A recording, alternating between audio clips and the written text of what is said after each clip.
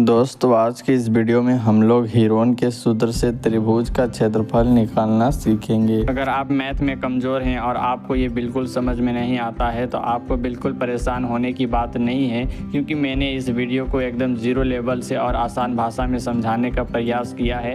आपको ये बिल्कुल समझ में आएगा, मेरी आपसे गारंटी है। चलिए इस वीडियो को शुरू करते हैं। तो देखिए हम लोग इस वीडियो में इस त्रिभुज का क्षेत्रफल निकालना सीखेंगे। तो आप देख सकते हैं कि इस त्रिभुज में तीनों भुजा का लंबाई पता है, यानी कि प्रश्न में दिया है। इस भुजा का लंबाई 8 सेंटीमीटर है, इस भुजा का लंबाई 15 सेंटीमीटर है और इस भुजा का लंबाई 17 सेंटीमीटर है। ठीक है, और मैं आपको बता दूं कि ये सवाल लगाने के बाद मैं आपसे इस वीडियो के लास्ट में एक सवाल पूछूंगा, वो मैं आपको अभी दिखा देता हूँ। तो ये जो त्रिभुज आपको दिखाई दे रहा है ना, इस त्रिभुज का क्षेत्रफल आपको निकाल करके इसका आंसर कमेंट में मुझे बताना है। अगर आपको क्षेत्रफल निकालना आता है तो आप अभी इसका आंसर बता सकते हैं, लेकिन अगर आपको नहीं निकालना आता तब आपको ये वीडियो अच्छे से समझना है। इसका क्षेत्रफल निकालना बहुत ही आसान है। केवल इस सवाल को समझने के बाद आप सभी त्रिभुजों का क्षेत्रफल बहुत ही आसानी से निकाल सकते हैं। ठीक है, तो देखिए इस त्रिभुज का क्षेत्रफल निकालने के लिए हम लोग इसी सूत्र का उपयोग करेंगे। त्रिभुज का क्षेत्रफल बराबर रूट में एस, कोष्टक में s माइनस ए, दूसरे कोष्टक में s माइनस बी, तीसरे कोष्टक में s माइनस सी।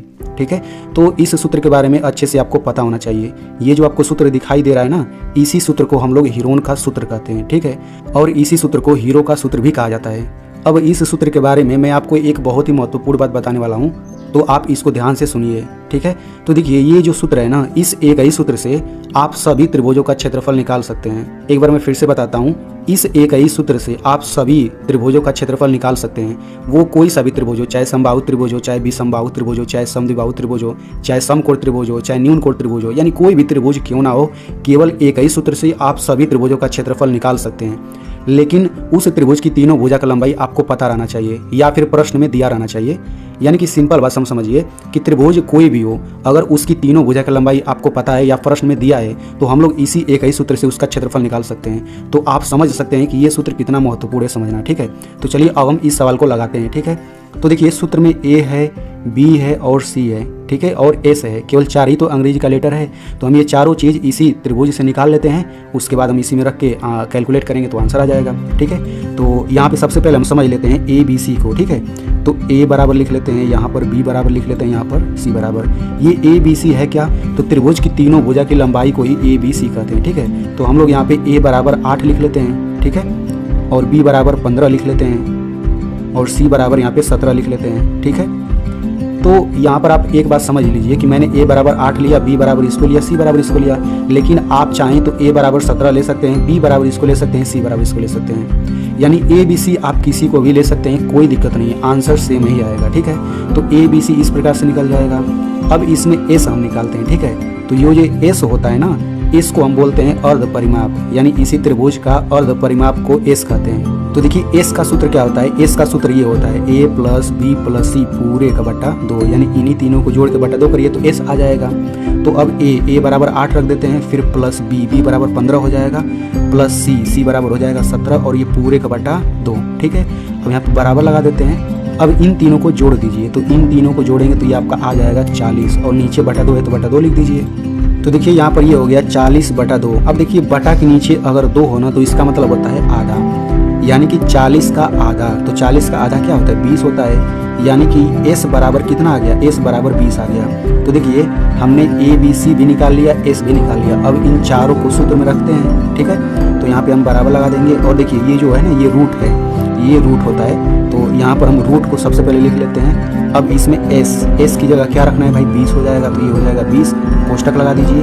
फिर s की जगह 20 ही रहेगा, माइनस a क्या है भाई, 8 है, तो यहाँ पर ये हो जाएगा 8 हो जाएगा। फिर दूसरा कोष्टक लगा देते हैं हम लोग। ठीक है, अब यहाँ पर s की जगह 20 ही रहेगा, फिर माइनस b, तो b की जगह क्या हो जाएगा, 15 हो जाएगा, तो यहाँ पे हम लोग 15 लिख लेते हैं। अब ये तीसरा कोष्टक बनाते हैं, s की जगह 20 हो जाएगा, माइनस c क्या है भाई, 17 है, तो ये हो जाएगा 17, कोष्टक बंद कर दीजिए। ठीक है, अब हम क्या करेंगे, तो यहाँ पे बराबर लगा देते हैं। अब इस रूट को हम लिखेंगे। ठीक है, ये रूट जो है ना, अपने मन से आपको नहीं हटाना है, ये रूट हटाने का नियम होता है, वो हम आगे अभी समझेंगे। तो देखिए यहाँ पे अब हम क्या करेंगे, तो देखिए यहाँ पर ये कोष्टक है और यहाँ पर भी कोष्टक है, यानी कोष्टक के अंदर 20 माइनस 8 है, दूसरे कोष्टक के अंदर 20 माइनस 15 है, और यहाँ पे वैसे ही तीसरे कोष्टक में आप देख सकते हैं। तो देखिए ये नियम होता है बोर्ड मास का कि सबसे पहले हम लोग कोष्टक के अंदर हल करते हैं, यानी ब्रैकेट को सबसे पहले हल करते हैं। ठीक है, तो ये 20 है ना, तो 20 को वैसे ही रहने दीजिए। अब ये जो कोष्टक है, तो कोष्टक के अंदर 20 माइनस 8 है, यानी घटाना है हमें, तो घटा लीजिए। तो 20 में से 8 घटाएंगे, क्या आ जाएगा, ये आ जाएगा 12। ठीक है, अब दूसरे कोष्टक को हम हल करते हैं। तो 20 में से 15 घटाएंगे, ये आपका आ जाएगा 5। ठीक है, और यहाँ पे 20 में से 17 घटाएंगे, ये आपका आ जाएगा 3। अब हम क्या करेंगे, ये रूट हम लगा देंगे। रूट लगाने के बाद अब देखिए एक नियम होता है कि अगर कोष्टक के अंदर एक ही संख्या हो ना, तो हम कोष्टक को हटा सकते हैं। ठीक है, तो देखिए कोष्टक के अंदर 12 है, यहाँ पर 5 है, यहाँ पर 3 है, तो कोष्टक को हटा सकते हैं क्योंकि कोष्टक के अंदर अकेला अकेला संख्या है। ठीक है, अब आप यहाँ पे देखिए 20 और 12 इनके बीच में यहाँ पर प्लस लिखा है कि माइनस लिखा है कि गुणा लिखा है कि भाग, क्या लिखा है, तो कुछ नहीं लिखा है। तो जब कुछ नहीं लिखा होता तो यहाँ पे गुणा माना जाता है। तो ये हो जाएगा 20 और यहाँ पे ये हो जाएगा गुणा 12। हमने कोष्टक भी हटा दिया क्योंकि अकेला संख्या है ना, यहाँ पर भी कुछ नहीं है तो गुणा ही माना जाएगा। तो ये हो जाएगा 5, फिर गुणा यहाँ पे ये हो जाएगा 3। तो देखिए जब भी आप हीरोन के सूत्र से क्षेत्रफल निकालेंगे तो यहाँ पर 4 संख्या हर बार आएगा। जैसे आप यहाँ देख सकते हैं कि 20, 12, 5, 3, वैसे ही जब भी आप हीरोन सूत्र लगाएंगे तो 4 संख्या तो हमेशा आएगा। तो इसके बाद अब आपको क्या करना है, तो यहाँ पे हम बराबर लगाएंगे और यहाँ पे इस रूट को थोड़ा सा बड़ा कर लेते हैं। अब हम क्या करेंगे, इन चारों संख्याओं का अभाज्य गुणनखंड करेंगे, यानी कि प्राइम फैक्टराइजेशन करेंगे। ठीक है, तो पहला संख्या 20 है, तो हम चलिए 20 का अभाज्य गुणनखंड कर देते हैं। ठीक है, तो ऐसे लिख लीजिए। अब ये किससे कटेगा, 2 से कटेगा, तो ये हो जाएगा 2 दहा पे 20। ठीक है, फिर 2 से कटेगा तो ये हो जाएगा 2 पाँचे 10। अब ये 3 से कटेगा नहीं, 5 से कटेगा, 5 एकम 5। तो ये 20 का अभाज्य गुणनखंड हो गया। अब जो यहाँ पे आया है ना 2, 2, 5, यही तो यहाँ पे लिखना है। तो यहाँ पे हो जाएगा 2 गुणा 5। देखिए सब गुणा है तो गुणा में ही लिखना है आपको, फिर गुणा लगा दीजिए।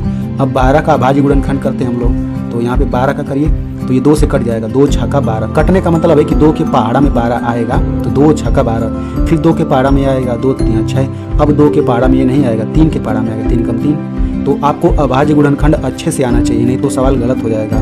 तो मैंने अभाज्य गुणनखंड सिखाया है, आप चाहें तो देख सकते हैं, यहाँ पर लिंक में दे दूंगा।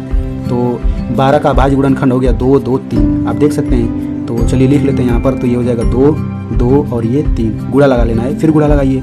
अब तीसरा संख्या 5 है, तो हम ऐसे ही 5 का करेंगे, तो ये 2 के पहाड़ा में नहीं आता, 3 के पहाड़े में भी नहीं आता, ये 5 के पहाड़ा में आता है। तो 5 एकम 5, यानी 5 का तो 5 ही रहेगा, फिर गुणा लगा दीजिए। अब 3 का भी 3 ही रहेगा। ठीक है, तो आप देख सकते हैं रूट अभी भी लगा है। तो देखिए यहाँ तक तो हर सवाल में हल करना है। ठीक है, अब इसके बाद अब हमें समझना है कि ये रूट कैसे हटता है, या फिर रूट के अंदर संख्या को रूट से बाहर कैसे निकालते हैं। ठीक है, अब आपको अच्छे से समझना है। तो देखिए मैंने इसी चीज़ को यहाँ पर लिख लिया है ताकि मैं आपको अच्छे से समझा सकूँ। तो अब देखिए मैंने बिल्कुल वही वाला चीज़ यहाँ पर लिखा है। ठीक है, तो अब यहाँ पे एक रूल समझिए और बहुत ही अच्छे से समझिए कि रूट के अंदर जो ये संख्या लिखा हुआ है ना, इनको बाहर यानी रूट से बाहर निकालने का नियम होता है। क्या नियम होता है, तो देखिए अगर रूट के अंदर एक ही संख्या 2 बार लिखा हुआ रहता है तो उन दोनों संख्याओं को रूट से बाहर हम लिख सकते हैं, यानी निकाल सकते हैं। तो देखिए यहाँ पर 2 लिखा है और बिल्कुल वही संख्या यहाँ पर भी लिखा है, यानी एक ही संख्या 2 बार लिखा है कि नहीं, तो हम इन दोनों को इस रूट से बाहर यानी यहाँ पे लिख सकते हैं। ठीक है, तो हम इन दोनों को रूट से बाहर निकाल लेते हैं, लेकिन बाहर एक ही बार लिखते हैं, ये नियम होता है। ठीक है ना, तो हमने इन दोनों को बाहर तो निकाल लिया, लेकिन बाहर ये अकेला बन जाएगा, तो यानी ये दोनों निकल गया। तो मैं आपको समझा दे रहा हूँ, समझाने के लिए काट रहा हूँ। ठीक है, फिर देखिए यहाँ पर 5 लिखा है और यहाँ पर भी 5 लिखा है, यानी एक ही संख्या 2 बार लिखा है, यानी रूट के अंदर एक ही संख्या 2 बार लिखा है, तो ये भी दोनों बाहर निकल जाएगा, यानी 5 5 बाहर निकल जाएगा, लेकिन 5 बाहर आके एक ही बार लिखना है, बीच में गुणा लगा देंगे। ठीक है, यानी ये भी दोनों 5 निकल गया, रूट से निकल गया बाहर, इसीलिए मैं इसको काट रहा हूँ। ठीक है, वैसे ही देखिए यहाँ पर भी एक ही संख्या 2 बार आया हुआ है, आप देख सकते हैं 2 2, एक ही संख्या 2 बार आया है, तो ये भी दोनों रूट से बाहर निकल जाएगा, लेकिन बाहर हम इसको एक ही बार लिखेंगे, तो ये भी दोनों निकल गया। ठीक है, अब देखिए यहाँ पर 3 है, यहाँ पर भी 3 है, यानी एक ही संख्या फिर 2 बार आ गया, तो ये भी दोनों रूट से बाहर निकल जाएगा, लेकिन बाहर हम इसको एक ही बार लिखेंगे, तो ये भी दोनों निकल गया। अब मुझे बताइए इस रूट के अंदर कुछ बचा क्या, नहीं बचा, क्योंकि सब बाहर निकल गया है। तो बस आप इसको सिंपल भाषा में समझिए, ये कि रूट के अंदर अगर एक ही संख्या 2 बार लिखा हुआ है तभी वो बाहर निकलेगा, याद रखिए। अगर कोई अकेला इसमें संख्या रहता तो वो बाहर नहीं निकल पाता, वो भी हम समझेंगे अभी थोड़ी देर बाद। ठीक है, तो इसके अगले लाइन में हम यही वाला चीज़ लिख देंगे, समझ आ गया ना। लेकिन देखिए रूट के अंदर कुछ नहीं बचा है ना, तो हम रूट को भी नहीं लिखेंगे। अगर रूट के अंदर कुछ बच जाता तब हम रूट लिखते हैं। तो इसके अगले लाइन में हम क्या लिखें, इसके अगले लाइन में बिल्कुल यही वाला चीज़ लिखेंगे।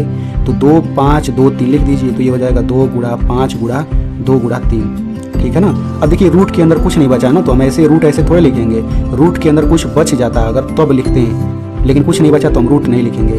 अब हम क्या करेंगे, इनका गुणा कर लेते हैं। तो देखिए 2 5 10 और 10 दूना 20, 20 तियाँ ये 60 हो जाएगा।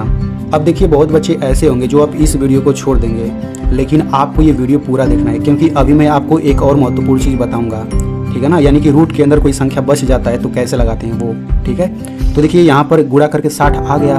अब क्या होगा, तो देखिए यहाँ पर ये लंबाई CM था ना, तो हम क्या करेंगे, यहाँ पर CM लिखेंगे और यहाँ पे 2 घात लगा देंगे। ये 2 लगाना जरूरी है क्योंकि क्षेत्रफल का मात्रक होता है। अब जा करके ये आपका आंसर आ गया है, ठीक है। तो अगर ऐसा रूट में आएगा तो हम इसको ऐसे लगा करके इतना आपका आंसर आ जाएगा। लेकिन मान लीजिए आपने इसी सवाल को लगाया, लेकिन इसमें 1, 2 और 1, 3 यानी 2 और 3 एक्स्ट्रा है। यानी मान लीजिए कि आपने सवाल को लगाया और ये इतना आ गया, तो इसके बाद हम कैसे लगाएंगे, तो वो आप अब ध्यान से समझिए, ठीक है। तो यहाँ पर 2, 3 एक्स्ट्रा है, इसका मतलब कि इसमें भी 2, 3 रहेगा, क्योंकि उसी चीज़ को तो मैंने यहाँ लिखा था, तो बाकी सब तो निकल जाएगा बाहर। अब देखिए यहाँ पर 2 अकेला है, 1 और 2 रहता तब ना दोनों बाहर निकलता। वैसे ही देखिए 3 अकेला है, 1 और 3 रहता तब ना बाहर निकलता। तो जो अकेला है वो तो रूट के अंदर ही रहेगा, ठीक है। तो अगर इतना अगर रहेगा ना सवाल में, तो हम इसके बाद अगले लाइन में ये लिखेंगे, क्या लिखेंगे, 2 गुणा 5 गुणा 2 गुणा 3 लिख देंगे और रूट के अंदर 2 गुणा 3 रहेगा। भाई यहाँ पे देखिए रूट के अंदर ये 2 और 3 बच जा रहा है क्योंकि इनका जोड़ा नहीं बन पा रहा, तो हमें यहाँ पे तो ये रूट के अंदर ही लिखना पड़ेगा। अब अगले लाइन में हम क्या करेंगे, इनका बाहर गुणा करेंगे तो ये 60 आ जाएगा, 2 5 10, 10 दूना 20 तियाँ 60, और ये रूट के अंदर गुणा करेंगे तो ये 2 तियाँ 6 हो जाएगा। अब यहाँ पे हो जाएगा CM पे 2 घात और यही आपका आंसर हो जाएगा।